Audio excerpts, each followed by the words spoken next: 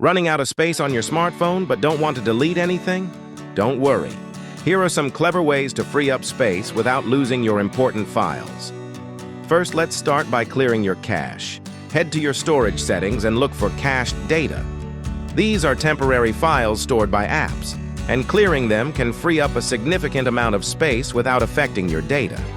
Clearing cached data can easily free up hundreds of megabytes, or even a few gigabytes, depending on how often you use certain apps. Next, check your Downloads folder. It's easy to forget about files you've downloaded, and they can pile up over time. Delete any files you no longer need, and consider moving important ones to cloud storage. Speaking of cloud storage, services like Google Drive, iCloud, or Dropbox can help you free up space by storing your files online. Upload your photos, videos, and documents to the cloud, then delete them from your device. Another smart move is offloading unused apps. On iPhones, you can enable Offload Unused Apps in your settings, which automatically removes apps you don't use frequently while keeping their data safe. Android users can achieve similar results by uninstalling apps and backing up their data.